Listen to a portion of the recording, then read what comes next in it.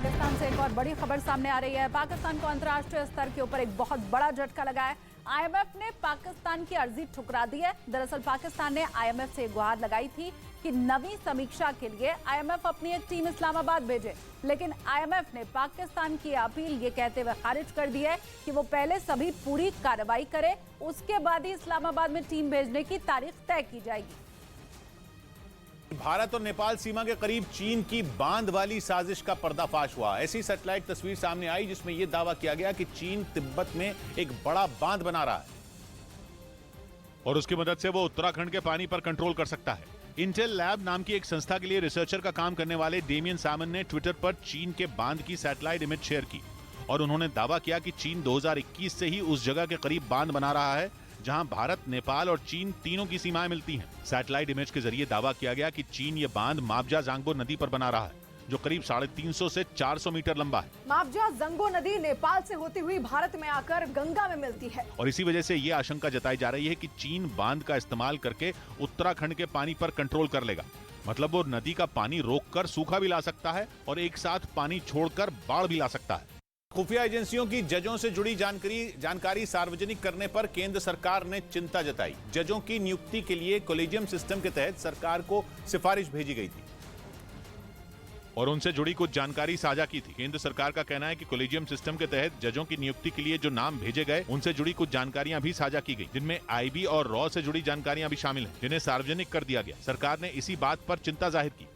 Putting the secret or sensitive reports of the raw in public domain is a matter of grave concern. Collegium ने जजों के संबंध में सरकार को भेजी गई सिफारिश के साथ आईबी और रॉ की रिपोर्ट में बताए गए कारण भी सार्वजनिक कर दिए थे। प्रधानमंत्री नरेंद्र मोदी ने राष्ट्रीय बाल पुरस्कार विजेताओं से मुलाकात की। एक रोज पहले ही राष्ट्रपति द्रौपदी मुर्मू ने 11 बच्चों को प्रधानमंत्री राष्ट्रीय बाल पुरस्कार से सम्मानित किया था, जिसके एक दिन बाद इन बच्चों ने प्रधानमंत्री से मुलाकात की। इस दौरान पीएम ने राष्ट्रीय बाल पुरस्कार विजेताओं से बातचीत भी की। इस साल कुल 11 बच्चों को इस पुरस्कार से सम्मानित किया गया है। ये पुरस्कार कला, वीरता, खेल समेत 6 श्रेणियों में दिए जाते हैं। बागेश्वर धाम के चमत्कार पर सवाल खड़े हो रहे हैं। लोगों के मन की बात जान लेना कोई चमत्कार नहीं बल्कि एक कला है, लेकिन बाबा इसे कला नहीं मानते हैं। उन्होंने इसे कला का नाम देने वालों को जवाब दिया है। बागेश्वर महाराज का कहना है कि लोगों का दिमाग पढ़ने वाले माइंड रीडर सिर्फ अपने सामने खड़े लोगों का दिमाग ही पढ़ सकते हैं, जबकि वो भीड़ में मौजूद किसी भी इंसान की कुंडली उसके सामने आने के पहले ही लिख देते हैं। कला वाला व्यक्ति को माइंड रीडिंग करने के लिए सामने चाहिए, उसके बाद उसको क्लू चाहिए, इसके बाद वो बताएगा। बागेश्वर बालाजी के दिव्य दरबार में आज तक जितने भी एक्सपोज किए हैं लोगों ने, ये अभी का जो दरबार हुआ बिफोर टाइम पर्चा लिखकर रख दिया जाएगा। लाखों लोगों के बीच में आप जिसको उठाकर लाएंगे उसका प्रश्न उसमें मिलेगा। बाबा ने अपनी बात पहले ही साबित भी करके दिखाया है। 2 दिन पहले उन्होंने एक पत्रकार को पंडाल से किसी अनजान शख्स को बुलाने की पेशकश की। पत्रकार एक महिला को मंच पर ले आई। आपके मन में 2 प्रश्न हैं। बालक का प्रश्न है, कृपा होगी, चल नहीं पाता, स्वास्थ्य ठीक नहीं, नसें टेढ़ी हैं, धन की तंगी भी बनी, वो ठीक हो जाएगा, दिव्यांग से स्वस्थ होगा, आशीर्वाद है। उसके पास एक बच्चा भी था जो नसों की बीमारी से ग्रसित था। बाबा ने उस महिला के मंच पर आने के पहले ही उसकी समस्या के बारे में सब कुछ लिखकर पर्चा रख दिया था। समाजवादी पार्टी के नेताओं के रामचरितमानस पर दिए विवादास्पद बयान के बाद सियासत गरमाई हुई है। दरअसल एसपी नेता स्वामी प्रसाद मौर्य के बाद अब एसपी के पूर्व विधायक ब्रजेश प्रजापति ने रामचरितमानस पर आपत्तिजनक बयान दिया है। ब्रजेश प्रजापति ने सरकार से रामचरितमानस पर बैन लगाने की भी मांग की है। तो इनको या तो पूरी तरीके से हटा देना चाहिए या फिर पूरी तरीके से इस रामचरितमानस को बैन कर देना चाहिए। उधर स्वामी प्रसाद मौर्य अपने बयान पर कायम हैं। उन्होंने बयान वापस लेने से भी इनकार कर दिया। स्वामी प्रसाद मौर्य ने रामचरितमानस की कई चौपाई पर आपत्ति जाहिर की है। आज भी मैं उस पर कायम हूँ। समाजवादी पार्टी के नेताओं के इन बयान पर देश भर के साधु संतों ने नाराजगी जाहिर की। वहीं खबर ये भी है कि एसपी अध्यक्ष अखिलेश यादव भी एसपी नेताओं के इन बयान से खफा हैं और उन पर एक्शन लिया जा सकता है। गुस्से में तमतमाए ईरान ने यूरोपियन यूनियन और ब्रिटेन से बदला लेने की धमकी दे डाली। ईरान ने ताल ठोककर कहा कि वो प्रतिबंधों से नहीं डरता और जल्द ही यूरोपियन यूनियन और ब्रिटेन के अधिकारियों पर प्रतिबंध लगाएगा और उन्हें ईरान पर प्रतिबंध लगाने का जवाब प्रतिबंध लगाकर ही देगा। ईरान में सितंबर से हिजाब के खिलाफ प्रदर्शन हो रहे हैं और जिस बर्बरता के साथ वो उन प्रदर्शनों को कुचलने में लगा है, उसे देखते हुए यूरोपियन यूनियन ने एक दिन पहले ही ईरान के कुछ सांसदों, सेना के अधिकारियों और संगठनों पर प्रतिबंध लगा दिए। पीछे ब्रिटेन ने भी ईरान के कुछ अधिकारियों पर अपने यहाँ ट्रैवल बैन लगा दिया। इस बात पर ईरान गुस्से से फट पड़ा और उसने ईंट का जवाब पत्थर से देने का ऐलान कर दिया। ईरान ने कहा कि उस पर लगाए गए प्रतिबंधों से यूरोपियन यूनियन और ब्रिटेन की खींच टपकती दिख रही है, क्योंकि वो ईरान में उथल पुथल मचाने में नाकाम रहे। ईरान शुरुआत से ही कहता आ रहा है कि उसके यहाँ छिड़ा बवाल पश्चिमी देशों की उसके यहाँ शांति भंग करने की चाल है। बिहार के मुजफ्फरपुर में 70 लाख रुपए की शराब पकड़ी गई। यूपी से बिहार के दरभंगा जा रहे ट्रक से यह बड़ी खेप बरामद हुई, जिसके ड्राइवर और क्लीनर को गिरफ्तार कर लिया गया। पुलिस को शराब की खेप आने की खबर पहले ही मिल गई थी, जिसके बाद पुलिस ने जाल बिछाकर ट्रक समेत शराब को जब्त कर लिया। तमिलनाडु के डेयरी विकास मंत्री एसएम नसर ने कुर्सी लाने में देरी होने पर अपनी ही पार्टी के एक कार्यकर्ता पर पत्थर फेंक दिया, जिसका एक वीडियो भी सामने आया, जिसमें गुस्से से तमतमाए डीएमके के मंत्री एसएम नसर जमीन से पत्थर उठाकर एक कार्यकर्ता की ओर फेंकते दिखे। ये मामला तमिलनाडु के तिरुवल्लुर जिले का बताया गया, जहां मुख्यमंत्री का कार्यक्रम होना है। इसी कार्यक्रम की तैयारियां देखने एसएम नसर पहुंचे थे। पहाड़ों पर बर्फबारी जारी है और इसी बीच जम्मू के बनिहाल से एक सड़क हादसे की तस्वीर सामने आई है। दरअसल सड़क पर पड़ी बर्फ पर फिसलकर एक तेज रफ्तार कार पलट गई। इस हादसे में 3 लड़के घायल हुए। पूरी घटना सीसीटीवी में भी कैद हो गई है। तो ये तस्वीरें आपको उसी सड़क हादसे की हम दिखा रहे हैं। आप देखिए किस तरह से गाड़ी तेज रफ्तार में गई और अचानक फिसल गई बर्फ के ऊपर और पलट जाती है गाड़ी। 3 लड़के इसमें सवार थे, तीनों ही घायल हैं। हिमाचल प्रदेश के लाहौल स्पीति में तापमान माइनस के नीचे पहुंचने पर पाइपलाइन जम गई है और पाइपलाइन को अब आग के सहारे दुरुस्त करने की कोशिश की जा रही है। दरअसल लाहौल स्पीति के काजा में तापमान -20 पहुंच गया है, जिसके बाद इलाके की पाइपलाइन जम गई। सूचना मिलने पर जल शक्ति विभाग के अधिकारी मौके पर पहुंचे और पाइपलाइन को बहाल करने के लिए आग की मदद ली। आग के सहारे पानी सप्लाई चालू करने का वीडियो सोशल मीडिया पर जमकर वायरल हो रहा है। वहीं एडीसी अभिषेक वर्मा ने कर्मचारियों के काम की जमकर तारीफ की। दिल्ली नगर निगम के मेयर पद का चुनाव दूसरी बार टल गया। हालांकि ये चुनाव 6 जनवरी को होना था, लेकिन सदन के अंदर आम आदमी पार्टी और बीजेपी के हंगामे की वजह से इसे टालना पड़ा था, जिसे 18 दिन बाद फिर रखा गया। लेकिन हंगामे के कारण दिल्ली नगर निगम के मेयर पद के चुनाव को फिर टाल दिया गया। हालांकि इस बार आम आदमी पार्टी के 250 पार्षदों ने शपथ ले ली, लेकिन उसके बाद जब दिल्ली नगर निगम के मेयर पद के लिए चुनाव होना था, तब बीजेपी और आम आदमी पार्टी के नेताओं के बीच कहासुनी शुरू हो गई। इस बीच पीठासीन अधिकारी सत्या शर्मा ने सदन की कार्यवाही अगली तारीख तक के लिए स्थगित कर दी। ऐसे में दिल्ली नगर निगम के मेयर, डिप्टी मेयर और स्टैंडिंग कमेटी के सदस्यों का चुनाव टल गया। लेकिन सदन के अंदर हंगामा उसके बाद भी नहीं थमा, क्योंकि वहां मौजूद आम आदमी पार्टी के पार्षदों ने नारेबाजी शुरू कर दी और बीजेपी के विरोध में उतर आए। आम आदमी पार्टी के नेताओं ने सदन में बीजेपी पर गुंडागर्दी का आरोप लगाते हुए जमकर नारे लगाए। आम आदमी पार्टी के पार्षद और विधायक सदन से जाने को तैयार नहीं दिखे और उन्होंने दिल्ली नगर निगम के मेयर पद का चुनाव कराने की मांग की। हालांकि सदन की कार्यवाही स्थगित होने के बाद बीजेपी के नेता वहां से चले गए।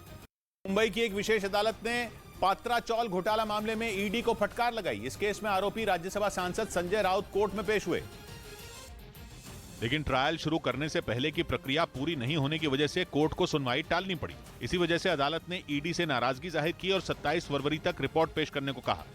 असम की सरकार ने राज्य में बाल विवाह पर रोक लगाने के लिए कठोर कदम उठाया। सरकार ने पुलिस को 14 साल से कम उम्र की लड़कियों से शादी करने वालों को पॉक्सो एक्ट के तहत गिरफ्तार करने के निर्देश दे दिए, जबकि 14 से 18 साल की लड़कियों से शादी करने वालों के खिलाफ बाल विवाह कानून के तहत कार्रवाई होगी। मुख्यमंत्री हेमंत बिस्वा शर्मा ने इस सख्ती के बाद अगले 5 साल में राज्य से बाल विवाह के पूरी तरह से मुक्त होने की उम्मीद जताई। उधर उत्तर प्रदेश के हरदोई से चौंका देने वाला एक वीडियो सामने आया है, जहां पर एक घोड़े की पीठ पर पोस्टर लगाकर विरोध जताया गया। इसके लिए उसे सड़क के बीचों बीच छोड़ दिया गया और अनोखे अंदाज में अपना विरोध जताया। इसका एक वीडियो भी सामने आया, जिसमें एक घोड़ा सड़क पर खड़ा दिखाई दिया, जिसकी पीठ पर पोस्टर लगा दिखा, जिस पर मैं हूं जिला पंचायत अधिकारी हरदोई लिखा दिखाई दिया। जैसे ही इसकी जानकारी पुलिस को लगी, मौके पर कई जवान पहुंच गए। उसके बाद उस पोस्टर को उस घोड़े की पीठ से हटाया गया। हालांकि ये पोस्टर किसने लगाया और घोड़ा किसका है, इसका पता नहीं चल सका। उधर उत्तर प्रदेश के रायबरेली से हैरान कर देने वाला एक वीडियो सामने आया है, जहां पर समाजवादी पार्टी के विधायक राहुल लोधी तलवार से केक काटते हुए दिखाई दिए। पुलिस के मुताबिक ये घटना 7 महीने पुरानी है। जिसका वीडियो अब सोशल मीडिया पर वायरल हो गया, जिसमें कार की बोनेट पर लाइन से कई केक रखे दिखाई दिए, जिसे सपा विधायक तलवार से काटते नजर आए। इस दौरान भारी संख्या में सपा विधायक के समर्थक उन्हें घेरे दिखे। घटना की जानकारी मिलने के बाद पुलिस ने केस दर्ज कर लिया और मामले की जांच में जुट गई। बताया गया कि सपा विधायक अपने किसी समर्थक के जन्मदिन पर केक काटने पहुंचे थे। मुंबई में फिल्म स्पेशल 26 की तर्ज पर 4 लोगों ने नकली ईडी अधिकारी बनकर गहने की एक दुकान में लूट को अंजाम दिया। फिल्मी स्टाइल में हुई इस लूट के बाद का एक वीडियो भी सामने आया, जिसमें आरोपी दुकान को लूटकर वहां से फरार होते दिखाई दिए। 4 लोग नकली ईडी अधिकारी बनकर आए और एक ज्वेलरी शॉप में बाकायदा करोड़ों की लूट को अंजाम दिया। जावेरी बाजार में गहने की उस दुकान में फिल्म स्पेशल 26 की तरह आरोपियों ने फर्जी ईडी अधिकारी बनकर एंट्री ली और फिर दुकानदार से बैग में गहने और कैश भरने के लिए कहा। इसके बाद वो उसे दफ्तर में पेश होने की बात कहकर लाखों रुपए और 3 किलो सोना लेकर वहां से फरार हो गए। हालांकि पुलिस ने 24 घंटे में ही लूट के 3 आरोपियों को गिरफ्तार कर लिया। 2.5 kg गोल्ड की रिकवरी हुई है और कैश की रिकवरी 15 लाख। जिन 3 आरोपियों को पकड़ा गया उनमें एक महिला भी शामिल है, जिनसे पुलिस पूछताछ कर उनके गिरोह के बारे में जानकारी जुटाने में लग गई। दक्षिण भारतीय फिल्म RRR का गाना नाटू नाटू ऑस्कर पुरस्कार के लिए नॉमिनेट हो गया, जिसे बेस्ट ओरिजिनल सॉन्ग कैटेगरी में नॉमिनेट किया गया। इस गाने के ऑस्कर में नॉमिनेट होते ही भारत को ऑस्कर पुरस्कार मिलने की उम्मीद बढ़ गई। इससे पहले फिल्म RRR के इसी गाने को गोल्डन ग्लोब अवार्ड से भी नवाजा जा चुका है। ये भारत के लिए पहला गोल्डन ग्लोब अवार्ड था। चीन में पड़ रही कड़ाके की ठंड के बीच वहां के कई इलाकों में तापमान -50 डिग्री से भी नीचे पहुंच गया और चीन के मोक शहर में रिकॉर्ड तोड़ ठंड पड़ रही, जहां तापमान -53 डिग्री सेल्सियस दर्ज किया गया। इससे पहले 1969 में वहां -52.3 डिग्री सेल्सियस तापमान रिकॉर्ड किया गया था। मोक शहर रूस बॉर्डर के नजदीक है, जहां करीब 8 महीने तक ठंड पड़ती है। और वही कुश्ती संघ का कामकाज देखने के लिए नई कमेटी बना दी गई है, जिसकी जिम्मेदारी बॉक्सर मैरी कॉम को दी गई। दरअसल पहलवानों के विरोध के बाद बृजभूषण सिंह को उनके पद से हटा दिया गया था। अब खेल मंत्रालय ने भारतीय कुश्ती संघ का कामकाज देखने के लिए नई कमेटी बनाई है, जिसे अंतर्राष्ट्रीय कुश्ती संघ ने मान्यता भी दे दी है। जानकारी के मुताबिक खेल मंत्रालय ने पूर्व world champion boxer Mary Kom को इस कमेटी का अध्यक्ष बनाया है। साथ ही पहलवान योगेश्वर दत्त, पूर्व बैडमिंटन खिलाड़ी तृप्ति मुरगुंडे, कैप्टन राजगोपालन को कमेटी का सदस्य बनाया है। अंतर्राष्ट्रीय कुश्ती संघ रोजमर्रा के काम के लिए नई कमेटी से चर्चा करेगा और आने वाले टूर्नामेंट को लेकर भी बैठक होगी। उधर जेएनयू में हंगामे के बाद जेएनयू के बाहर पुलिस की सुरक्षा बढ़ा दी गई है। न्यूज 18 इंडिया संवाददाता आप नीरज कुमार की रिपोर्ट देखिए। पुलिस की संख्या आप देख रहे हैं, पुलिस वैन की संख्या देख रहे हैं। लेफ्ट विंग के छात्रों ने, जेएनयू छात्र संघ ने दिल्ली पुलिस से एबीवीपी के खिलाफ शिकायत की है, लेकिन जो बीबीसी की डॉक्यूमेंट्री है उसे दिखाए जाने को लेकर विवाद हो गया है। जेएनयू प्रशासन ने फिल्म को दिखाए जाने की अनुमति नहीं दी थी, लेकिन जेएनयू छात्र संघ की अध्यक्ष आयशी घोष का कहना है कि लोकतंत्र में सबका अधिकार है कि वो फिल्म देखे, क्योंकि 3 दिन पहले कश्मीर फाइल्स दिखाई गई थी, तब कोई विवाद नहीं हुआ था। तो एबीवीपी और लेफ्ट विंग से जुड़े जो संगठन है जेएनयू में, उनके बीच विवाद हो गया है और जेएनयू प्रशासन पर लाइट काटने का आरोप लगाया है। जेएनयू छात्र संघ के लोगों ने, जेएनयू छात्र संघ की अध्यक्ष ने और प्रशासन के बारे में कहा है कि उन्हें इजाज़त दी जानी चाहिए थी फिल्म की स्क्रीनिंग के लिए। हालांकि तमाम छात्रों ने, जो जेएनयू छात्र संघ से जुड़े हुए हैं और जेएनयू छात्र संघ की अध्यक्ष आयशी घोष का दावा है कि हजारों की संख्या में लोगों ने फिल्म को, डॉक्यूमेंट्री फिल्म है, उसे अपने मोबाइल और लैपटॉप पे देखा। पूरी स्क्रीनिंग इसलिए नहीं हो पाई क्योंकि लाइट काट दी गई थी। कलकत्ता हाईकोर्ट ने कोलकाता नगर निगम और विधाननगर नगर निगम के उस फैसले पर रोक लगा दी जिसमें हुक्का बार बैन करने का आदेश दिया गया था। मतलब ये कि अब वहां हुक्का बार बंद नहीं होंगे, क्योंकि राज्य के पास उसका कानूनी अधिकार नहीं है, जिसका जिक्र हाईकोर्ट ने अपने आदेश में किया। हालांकि कलकत्ता हाईकोर्ट ने यह भी कहा कि राज्य सरकार चाहे तो नया कानून बनाकर हुक्का बार पर बैन लगा सकती है। बिहार के कैमूर जिले में पुलिस और उत्पाद विभाग की जांच के दौरान एक ट्रक से अवैध शराब की करीब 170 पेटियां बरामद हुई, जिन्हें आलू की बोरियों के पीछे छिपाया गया था। लेकिन बिहार यूपी बॉर्डर पर जब चेकिंग की गई तो इनकी पोल खुल गई। ट्रक से बोरियां हटाने पर उससे अवैध शराब की 170 पेटियां बरामद हुई, जिसके बाद ड्राइवर को गिरफ्तार कर लिया गया। ड्राइवर भी पकड़ा गया है और आगे की जांच कार्रवाई चल रही है। बताया गया कि अवैध शराब हरियाणा के कुरुक्षेत्र से झारखंड के धनबाद पहुंचाई जा रही थी, जो बिहार के कैमूर में जांच के दौरान पकड़ी गई। मिस्र के राष्ट्रपति अब्देल फतेह अल सीसी भारत दौरे पर हैं। आज राष्ट्रपति भवन में सुबह 10 बजे उनका औपचारिक स्वागत किया जाएगा। राष्ट्रपति अब्देल फतेह अल सीसी प्रधानमंत्री नरेंद्र मोदी और राष्ट्रपति द्रौपदी मुर्मू से मुलाकात करेंगे। सुबह 11:30 बजे पीएम मोदी और मिस्र के राष्ट्रपति के बीच मुलाकात होगी। दोनों ही देशों के बीच अहम समझौते हो सकते हैं। इस बार गणतंत्र दिवस में मुख्य अतिथि मिस्र के राष्ट्रपति होंगे। उधर बिहार के भागलपुर से हैरान कर देने वाला एक वीडियो सामने आया है। वहां पुलिस की एक गाड़ी और एक मोटरसाइकिल की जोरदार भिड़ंत हो गई। ये पूरी घटना वहां लगे सीसीटीवी में रिकॉर्ड हुई, जिसमें उस मोटरसाइकिल की पुलिस की गाड़ी से टक्कर हो गई। इस घटना का जो वीडियो सामने आया उसमें सड़क से कई गाड़ियां जाती नजर आई। इस दौरान पुलिस की एक गाड़ी भी वहां से गुजरती दिखी। जैसे ही वो कुछ दूरी पर पहुंची, सामने से आ रही तेज रफ्तार मोटरसाइकिल से उसकी भिड़ंत हो गई। टक्कर लगने की वजह से वहां से गुजर रही दूसरी मोटरसाइकिल भी चपेट में आ गई।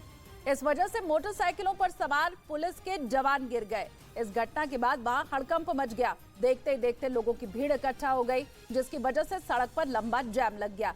इस हादसे में पुलिस के 4 जवान बुरी तरह घायल हो गए, जिन्हें अस्पताल में भर्ती कराया गया। बिहार के डिप्टी सीएम तेजस्वी यादव को वैशाली में विरोध झेलना पड़ा। तेजस्वी यादव की गाड़ी को रोककर यहां विरोध किया गया। वैशाली में विकास के मुद्दे को लेकर 2 जगहों पर विरोध जताया गया। दरअसल तेजस्वी यादव राघोपुर में करीब 60 करोड़ की विकास परियोजनाओं की शुरुआत करने पहुंचे थे। इस बीच पक्की सड़क की मांग को लेकर कुछ लोग सड़क पर आ गए। इसके बाद पुलिस ने लोगों को सड़क से हटाया। कुछ प्रदर्शनकारी तेजस्वी यादव से भी मिले।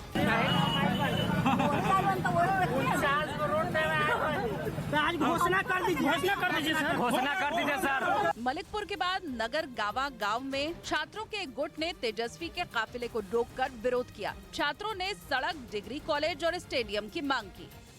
तालिबान की चेतावनी के बाद पाकिस्तान की सरकार के सुर बदल गए। स्विट्जरलैंड के दावोस में विदेश मंत्री बिलावल भुट्टो ने यह साफ कह दिया कि पाकिस्तान अफगानिस्तान में घुसकर टीटीपी के ठिकानों पर सर्जिकल स्ट्राइक नहीं करेगा।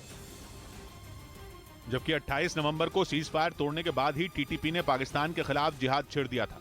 एक के बाद एक कई हमले कर इस आतंकी संगठन ने शहबाज शरीफ सरकार की नाक में दम कर दिया, जिससे परेशान होकर पाकिस्तान ने टीटीपी को उखाड़ फेंकने के लिए मिलिट्री ऑपरेशन चलाने की मंजूरी दे दी थी। और उसी ऑपरेशन के तहत पाकिस्तानी सेना ने अफगानिस्तान के नांगरहार प्रांत में टीटीपी के ठिकानों पर एयर स्ट्राइक की थी, जिससे न सिर्फ अफगानिस्तान के तालिबान नाराज हुए, बल्कि उन्होंने पाकिस्तान पर धावा बोलने तक की धमकी दे दी। और माना जा रहा है कि तालिबान की धमकी से डरकर ही बिलावल भुट्टो ने अफगानिस्तान में घुसकर सर्जिकल स्ट्राइक से तौबा कर ली।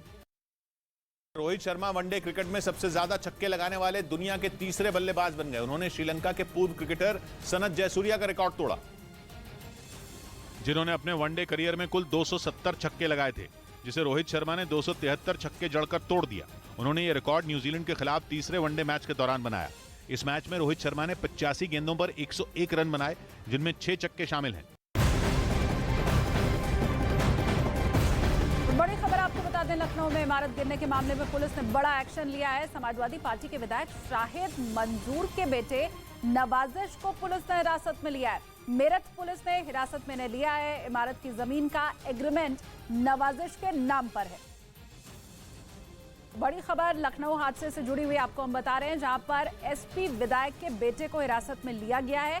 शाहिद मंसूर के बेटे नवाजिश को पुलिस ने हिरासत में लिया है। वजह इसकी है कि जहां पर यह हादसा हुआ है उस जमीन का एग्रीमेंट नवाजिश के नाम पर ही है, तो इसीलिए अब एसपी विधायक के बेटे फिलहाल पुलिस ने उन्हें हिरासत में लिया। विमानों के संचालन का जिम्मा संभालने वाली संस्था डीजीसीए ने 1 महीने के अंदर दूसरी बार एयर इंडिया पर भारी भरकम जुर्माना लगा दिया।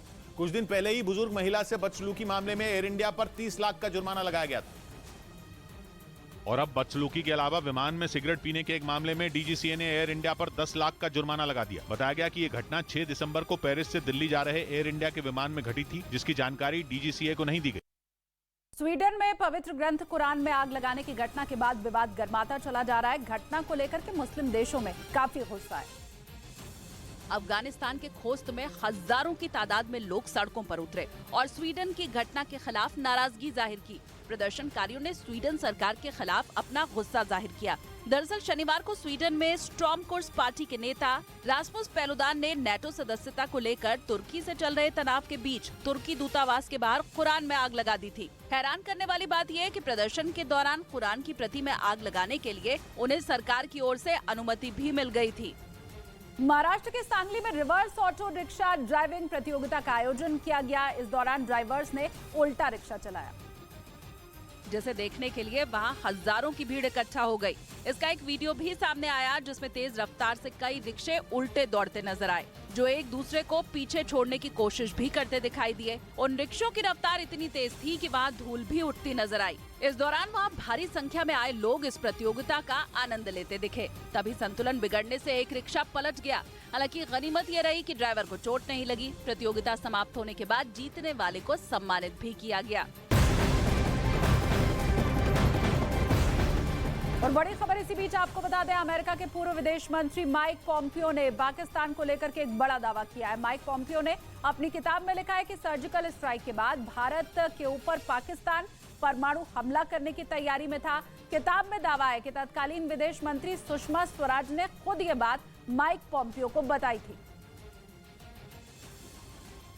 पाकिस्तान के गुजरात जिले की एक जेल में आग लगाकर करीब 200 कैदी फरार हो गए। बताया गया कि इस दौरान वहां उन्होंने जमकर हंगामा भी किया और जेल में बवाल के बीच उन्होंने वहां आग लगा दी, जिसके बाद चारों तरफ धुआं और ऊंची ऊंची लपटें नजर आई। इसी मौके का फायदा उठाते हुए 200 कैदी जेल से फरार हो गए, जिनकी तलाश में पाकिस्तान की पुलिस जुट गई। और वही बड़ी खबर पाकिस्तान से मिल रही है। पाकिस्तान के पूर्व मंत्री फवाद चौधरी को गिरफ्तार कर लिया गया है। लाहौल से फवाद चौधरी को गिरफ्तार किया गया। पहले खबर यह थी कि लाहौल पुलिस इमरान खान को गिरफ्तार कर सकती है और उसके बाद देर रात से ही इमरान खान के समर्थक उनके घर के बाहर आकर इमरान के समर्थन में खड़े हो गए। चुनाव आयोग ने इमरान खान, फवाद चौधरी और असद उमर के खिलाफ गिरफ्तारी वारंट जारी किए थे। गिरफ्तारी के खिलाफ वहां प्रदर्शन चल रहा है। पाकिस्तान में लोगों को जिंदगी के लाले पड़े हुए हैं। आप पाकिस्तान के सबसे बड़े लीडर को गिरफ्तार करके पाकिस्तान में क्या आग लगाना चाहते हैं? जुर्म क्या है इमरान खान का अगर वो अवाम की बात करता है? जुर्म क्या है इमरान खान का अगर वो ये कहता है कि पाकिस्तान के लोग अपने वोट से पाकिस्तान की हुकूमत का फैसला करेंगे? ये जो आपको चलाकियां सूझ रही हैं कि आप इमरान खान को गिरफ्तार करेंगे और आप पाकिस्तान के अंदर एक फस्तायत कायम करेंगे, तहरीके इंसाफ के कारकुन ये नहीं होने देंगे। मुंबई एयरपोर्ट पर कस्टम्स विभाग के अधिकारियों ने 2 विदेशी यात्रियों को पकड़ा और उनसे भारी मात्रा में विदेशी करेंसी और 2.5 किलो से ज्यादा सोना बरामद करने का दावा किया, जिसे अंडरवियर के अंदर छिपाया गया था। जबकि 2 किताबों के पन्नों के बीच $90,000 यानी भारतीय रुपयों में करीब 74 लाख रुपए रखे हुए थे। लेकिन जांच के दौरान उनकी पोल खुल गई और उन्हें गिरफ्तार कर लिया गया। खबर है कि अफगानिस्तान में मौजूद प्राकृतिक खजाने पर नजरें गड़ाए बैठे चीन को एक बड़ी कामयाबी मिल गई। चीन ने अफगानिस्तान के साथ एक बड़ा समझौता किया। इस समझौते के बाद चीन अफगानिस्तान की खनिज संपदा पर कब्जा जमा सकता है और दशकों तक अफगानिस्तान को अपने जाल में फंसा कर रख सकता है। अफगानिस्तान पर जब से तालिबान का राज शुरू हुआ, अर्थव्यवस्था को पटरी पर लाना तालिबान के लिए एक चुनौती बना रहा। दूसरी तरफ अमेरिकी फौज के अफगानिस्तान से निकलते ही चीन के लिए एक नया मौका बन गया। अफगानिस्तान की जमीन में दबे खजाने पर अपनी नजरें गड़ाए बैठे चीन ने एक बड़ा दांव चल दिया। चीन ने एक ऐसा समझौता किया जिससे उसे अफगानिस्तान के खजाने की चाबी मिल गई। हालांकि तालिबान मान रहे हैं कि इस समझौते के जरिए वो अफगानिस्तान की अर्थव्यवस्था को पटरी पर ले आएंगे। इसीलिए तालिबान ने चीन की एक कंपनी को कच्चा तेल निकालने का काम दे दिया। इस समझौते के तहत चीन ने अफगानिस्तान में भारी भरकम निवेश करने का वादा किया, जिससे अफगानिस्तान में रोजगार के मौके पैदा होंगे। अफगानिस्तान की तरफ से दावा किया गया कि चीन की तेल कंपनी वहां एक साल में $15 करोड़ यानी करीब 1200 करोड़ रुपए निवेश करेगी और 3 साल में अफगानिस्तान में कुल $54 करोड़ यानी करीब 4,500 करोड़ रुपए का निवेश किया जाएगा, जिससे अफगानिस्तान में 3,000 लोगों को रोजगार मिलने का अनुमान है। जबकि कच्चा तेल निकालने और उसे बेचने का काम चीन की तेल कंपनी ही करेगी। ये सौदा पूरे 25 साल के लिए किया गया, यानी ये कहा जा सकता है कि 25 साल के लिए अफगानिस्तान के बहुत बड़े खजाने पर चीन का कब्जा हो गया। जबकि कच्चे तेल के जिस खजाने के अफगानिस्तान में होने की खबर है, वो अफगानिस्तान की तकदीर बदल सकता है। ये खजाना इतना बड़ा है कि अफगानिस्तान की अर्थव्यवस्था को पंख लगा सकता है। लेकिन चीन की कंपनी के साथ हुए समझौते के मुताबिक तेल से होने वाली कमाई में अफगानिस्तान को सिर्फ 15% रॉयल्टी मिलेगी, जबकि खबर है कि अफगानिस्तान में 8 करोड़ 70 लाख बैरल कच्चा तेल मौजूद है। ये खजाना उत्तरी अफगानिस्तान के इलाके में है, जहां कच्चे तेल के 5 ब्लॉक मौजूद हैं। अनुमान यह भी है कि कच्चे तेल का इतना बड़ा खजाना निकालने में करीब 20 साल का वक्त लग सकता है, जबकि चीन के साथ अफगानिस्तान का समझौता 25 साल के लिए है। मतलब यह कि जब तक ये समझौता खत्म होगा तब तक चीन इस कच्चे तेल की आखिरी बूंद तक निकाल चुका होगा। और जब चीन की कंपनी अफगानिस्तान से निकलेगी तो वहां कच्चा तेल लगभग खत्म हो चुका होगा। लेकिन अफगानिस्तान में चीन की नजर केवल इस कच्चे तेल पर ही नहीं है, बल्कि दावा तो यह है कि चीन की कंपनियां पहले ही अफगानिस्तान की जमीन में दबे खनिजों पर रिसर्च कर चुकी हैं। कच्चे तेल से जुड़ा समझौता तो केवल चीन की अफगानिस्तान में एंट्री है। अनुमान के मुताबिक अफगानिस्तान में करीब 3 लाख करोड़ डॉलर यानी करीब 250 लाख करोड़ रुपए का खजाना दबा है। इस खजाने में लिथियम के अलावा सोना और चांदी भी होने का अनुमान है। माना जाता है कि चीन की नजर सालों से अफगानिस्तान में दबे लिथियम पर है। ये वो खनिज है जिसका इस्तेमाल उस बैटरी को बनाने में होता है जिसे रिचार्ज किया जा सकता है, जो इलेक्ट्रिक गाड़ियों में लगती है। मतलब अगर लिथियम का खजाना चीन को मिला तो इलेक्ट्रिक गाड़ियों के बाजार पर भी उसका कब्जा हो सकता है। पूर्वी दिल्ली के शाहदरा इलाके में एक सरकारी स्कूल में मिड डे मील खाने से कई छात्राएं बीमार पड़ गईं। उन्हें पेट दर्द और उल्टी की शिकायत होने लगी, जिसके बाद उन्हें अस्पताल में भर्ती कराया गया। जानकारी मिलने पर छात्राओं के घबराए परिजन भी अस्पताल पहुंच गए। वहीं शिकायत मिलने पर दिल्ली पुलिस मामले की जांच में जुट गई। दिल्ली के पास गाजियाबाद में देर रात जागरण कार्यक्रम से लौट रहे एक आदमी की चाकू गोदकर हत्या कर दी गई, जिसका एक सीसीटीवी वीडियो भी सामने आया, जिसमें हमलावर एक के बाद एक चाकू से 3 वार करते नजर आया, जबकि इस दौरान वो आदमी उसके हमले से खुद को बचाता दिखा। बाद में अस्पताल में इलाज के दौरान उसकी मौत हो गई। जल्द गिरफ्तारी सुनिश्चित कर आवश्यक वैधानिक कार्रवाई की जाएगी। हालांकि हत्या की वजह का पता नहीं चल पाया। और बड़ी खबर लखनऊ से, जहां इमारत गिरने के मामले में पुलिस की तरफ से बड़ा एक्शन लिया गया है। समाजवादी पार्टी के विधायक शाहिद मंजूर के बेटे नवाजिश को पुलिस ने हिरासत में ले लिया है। मेरठ पुलिस ने हिरासत में लिया है। इमारत का जमीन का जो एग्रीमेंट है वो दरअसल नवाजिश के नाम पर ही है और यही वजह है कि एसपी विधायक के बेटे को हिरासत में लिया गया है। बड़ी खबर इस वक्त की आपको बता रहे हैं, लखनऊ में एक 5 मंजिला इमारत कल देर शाम गिर गई थी। अभी भी रेस्क्यू ऑपरेशन जारी है और बताया जा रहा है कि एसपी विधायक के बेटे की गिरफ्तारी हुई है। अमित मेरे साथ इस वक्त जुड़े हुए हैं। अमित, और क्या जानकारी?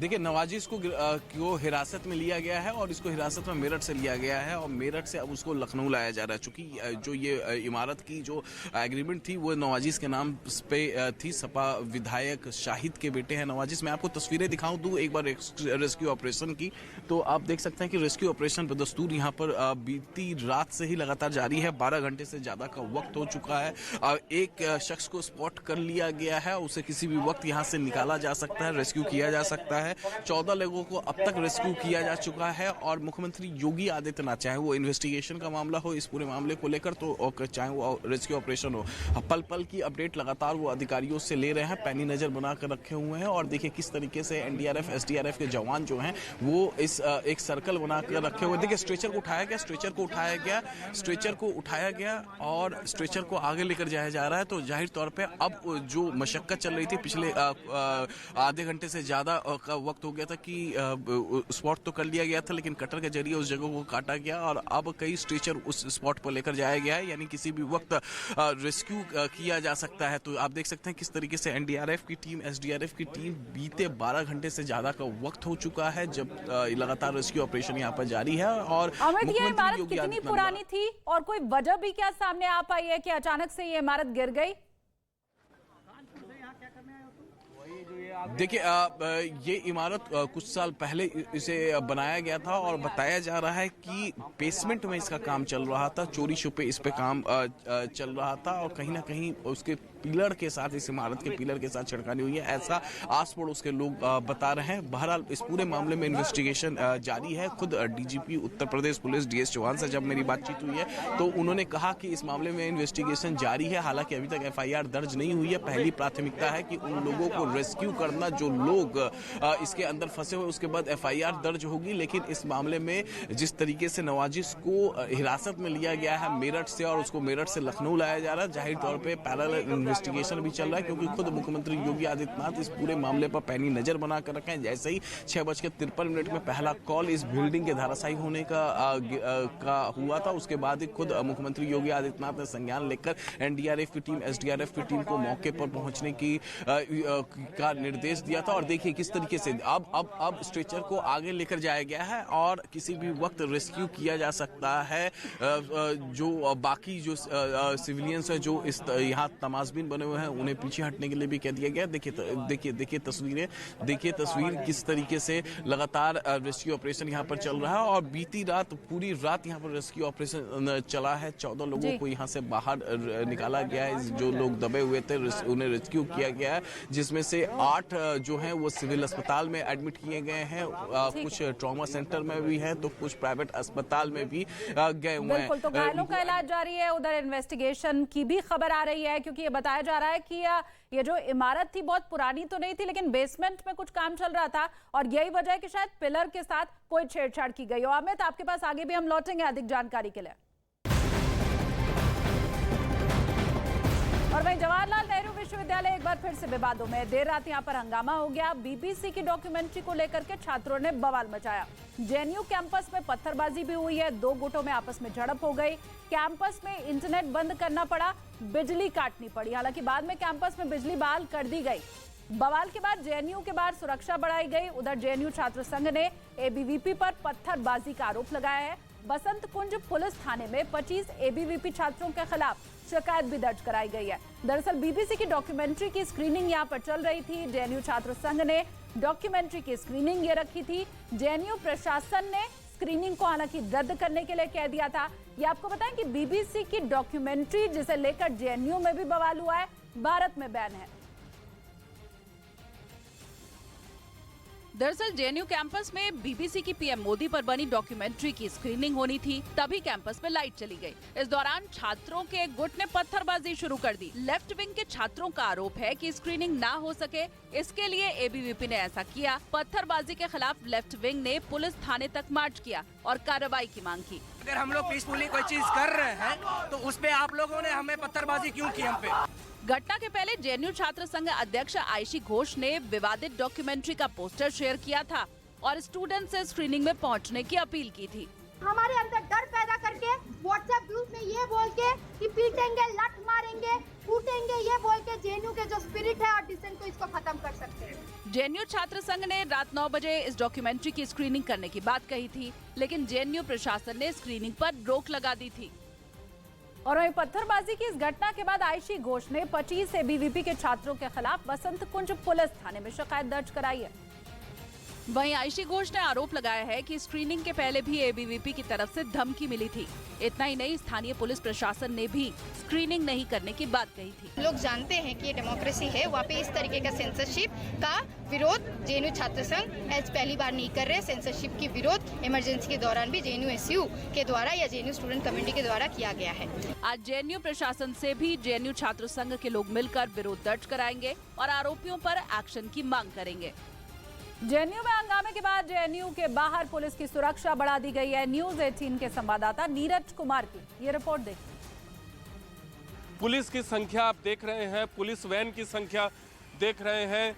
लेफ्ट विंग के छात्रों ने, जेएनयू छात्र संघ ने दिल्ली पुलिस से एबीवीपी के खिलाफ शिकायत की है, लेकिन जो बीबीसी की डॉक्यूमेंट्री है उसे दिखाए जाने को लेकर विवाद हो गया है। जेएनयू प्रशासन ने फिल्म को दिखाए जाने की अनुमति नहीं दी थी, लेकिन जेएनयू छात्र संघ की अध्यक्ष आयशी घोष का कहना है कि लोकतंत्र में सबका अधिकार है कि वो फिल्म देखे, क्योंकि 3 दिन पहले कश्मीर फाइल्स दिखाई गई थी, तब कोई विवाद नहीं हुआ था। तो एबीवीपी और लेफ्ट विंग से जुड़े जो संगठन है जेएनयू में, उनके बीच विवाद हो गया है और जेएनयू प्रशासन पर लाइट काटने का आरोप लगाया है। जेएनयू छात्र संघ के लोगों ने, जेएनयू छात्र संघ की अध्यक्ष ने और प्रशासन के बारे में कहा है कि उन्हें इजाज़त दी जानी चाहिए थी फिल्म की स्क्रीनिंग के लिए। हालांकि तमाम छात्रों ने, जो जेएनयू छात्र संघ से जुड़े हुए हैं और जेएनयू छात्र संघ की अध्यक्ष आयशी घोष का दावा है कि हजारों की संख्या में लोगों ने फिल्म को, डॉक्यूमेंट्री फिल्म है, उसे अपने मोबाइल और लैपटॉप पे देखा। पूरी स्क्रीनिंग इसलिए नहीं हो पाई क्योंकि लाइट काट दी गई थी।